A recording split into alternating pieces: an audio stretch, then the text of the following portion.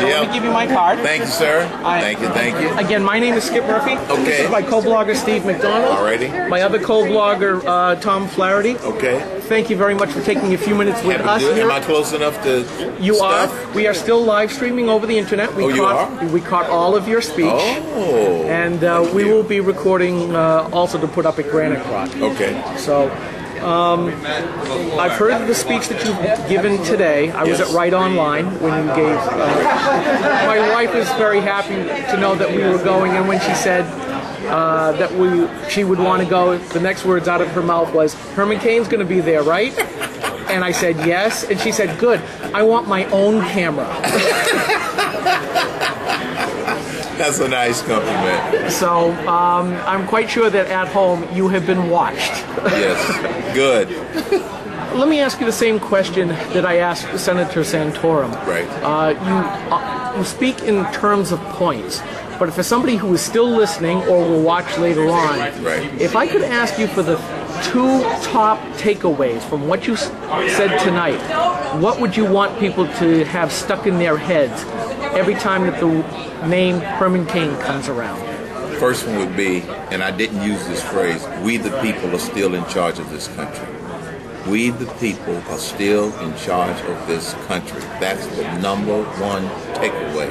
The second thing that I want to stick in their mind, it is our right and our responsibility to put this government back on track relative to how the founders intended.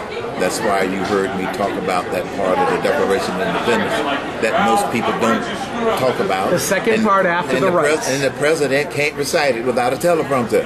So it's our right and our responsibility to fix this country. And let me give you one more. I got to do three. Sure. The third one is this sleeping giant called We the People has awakened, and it's not going back to sleep. And we can all do something.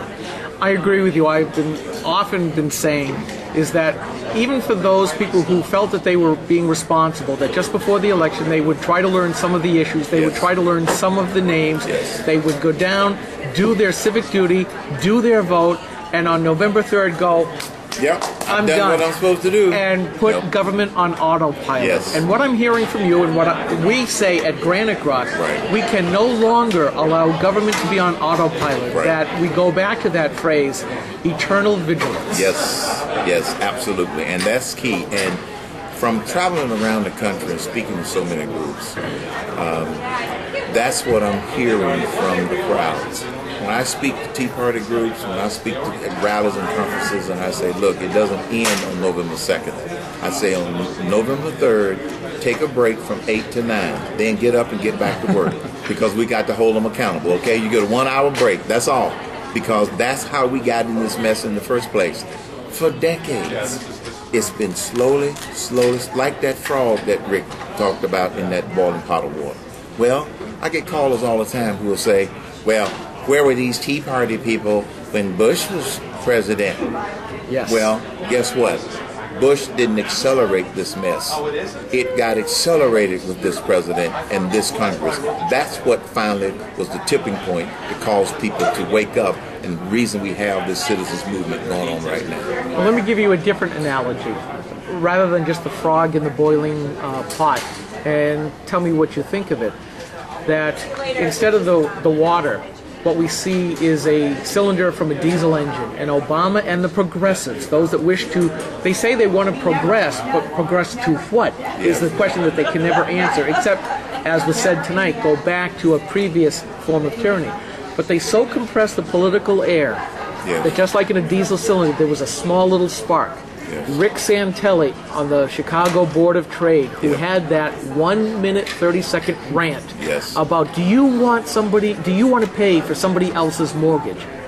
And that exploded into the Tea Party environment. It did. Take it from there. What do you think is now happening with that cylinder? I think that that spark has created a series of brush fires all over this country.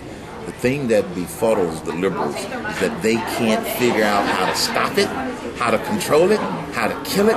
That's because it's groups Tea Party groups, other groups, all over, and it's coming from the bottom up.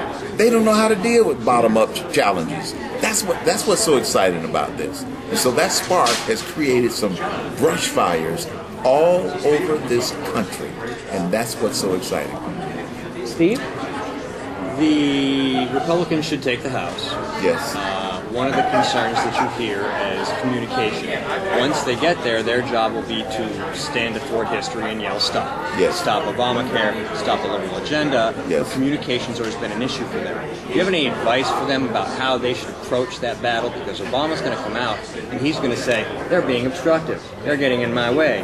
My natural response to that sort of thing locally is that we just attack. That's our best defense. We just go after them on hypocrisy. But do you have any advice for Republicans who take over the House on how to deal with the communication problem?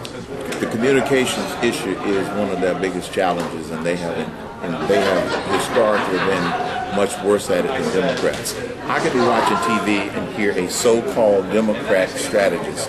They memorize the talking points. It drives me nuts. They memorize the talking points. I don't know if in the Republican caucus they talk about how to communicate these issues, how to communicate what it is that I don't know if they do that or not. If they don't, they should. Because when you leave it to 178, like we have now, 178 Republicans to figure out how to communicate the message or how to communicate the pledge, they're not going to all get it right. They are not, master communicators. So they need some help, such that you get in a room periodically, once a week, 2 times a week, and say, okay, here's what's going on, here's how we describe what it is. Let me give you an example that just drove me nuts. Remember when President Bush tried to move forward personal retirement accounts? Correct. Remember that? Economic freedom. Yes. Well, here's why it didn't go anywhere. 2 reasons. The Democrats immediately described it as privatization. And not enough Republicans were countering that, so it's not privatization. It is not going to destroy Social Security. It is personalization. It's an account that's personal to you with your name on it. Where were the Republicans? They were sitting on the sideline, letting the president do it and push it out there, okay? And so the first thing was the Democrats jumped all over it and changed it, like they're trying to do now. I heard President Obama talk about this in one of his radio addresses, and the Republicans haven't even taken over yet. You know that if they take over and take control, they're going to want to try to privatize and destroy Social Security. They're already trying to preempt it with the word privatize, when the Republicans ought to be talking about personalize. That's how they, and then the second thing is, the Republicans didn't get on that message and that word and help President Bush. That's why it died. Yeah, no, I agree. And that's just a perfect example of what you're talking about. They need to do a lot better job at it. There's an old saying, know what you don't know. And if you don't know, ask somebody that knows. Do you think the Tea Party, the brush fires, there's a lot of that information is coming up? Yes. There's a lot of, how much is that going to affect that handicap? I think it's going to help the Republicans, because if they haven't gotten the message yet, this isn't going away. And so it should help them. Okay, it should. Now, some of them it may not. Some of them it probably, the ones that listen are going to be the ones that's going to be helped by that. And do you think they'll stick with it? Or are they just going to say, we're back in power, bye guys, that put us back in power? They're going to stick with it because I think they realize that this is real. See, what we have today that we didn't have, even in 2005 when they got kicked out in, 2006 and 7, we didn't have the communications network that we have today. We've got a blogging community that practically didn't exist 5 years ago to the degree that what you guys do. Talk radio has expanded. I sold pepperoni sauce and dough for a living, and now I'm on the radio with a very popular conservative radio show. I never dreamed I was going to be on the radio. It sort of unfolded, and people listen to me. They listen to, the conservative talkers out there. The whole alternative media is a dynamic that wasn't there before, okay? But it is now. And so that's why they can't just say, well, we're back in power, let's go do what we want to do. No. The bloggers, the radio talk shows will be all over them. So this is why I don't believe they're going to be able to wash their hands of all of this scrutiny this time around. Tom, did you have any questions? I just have one quick question, and we appreciate your time here, sir. Yes. Where are you going to be election night? Election night, I'm going to be 2 places. I know. He's a traveling kind of guy. 2 places.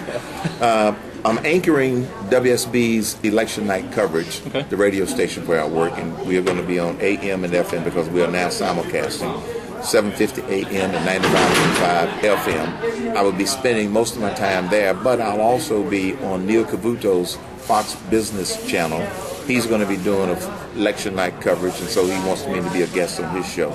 So depending upon what time they want me in, Neil may have me on at the early part of his show on Fox Business, the Fox Business channel, and then I run back over to WSB and do my radio show. So I'm going to be in 2 places on election night. Now, if somebody wants to follow you a little bit more deeply as far as what you're saying, how you're saying it, and what you believe in, how would they get a hold of you? 2 ways.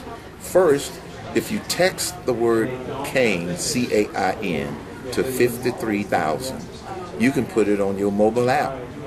It'll give you instructions so you can download. You can carry Herman Cain in your pocket all the time. Next to your heart. Next to your heart, okay? So the first is through the mobile app. Secondly, if you go to hermancain.com, it is the gateway to the mobile application, the Hermanator Pack. It's a gateway to a link to the radio show, my weekly commentaries, where I'm going to be, and some of my speaking schedule and things of this nature. So just remember hermancain.com or text Cain to 53,000, and it'll also be that same gateway so people can keep track of me. Well, Mr. Cain, I want to say thank you very much. It's been a long evening so far. We're very grateful that you decided to take a few minutes here with us at GraniteGrok. It's my and we wish you well. And like Kevin Smith said and Shannon McGinley said, we're probably going to see you around here in New Hampshire in the future. And if so, we'll try to make your events. We look forward to it. Well, my pack is called the Hermanator Pack. And a friend of mine nicknamed me Hermanator because one time when I was involved in the first healthcare debate, because he saw the similarity between what I was doing and the Terminator. And so since my pack is called the Hermanator Pack, I say to all of the fine people here in New Hampshire, I'll be back. Well, very good. Thank you very much. And I can almost get as low. Thank you. Thank you. Thanks, very guys. much, I appreciate it. Enjoy. Good luck to you. Appreciate it. Thank you, sir. Thanks, man.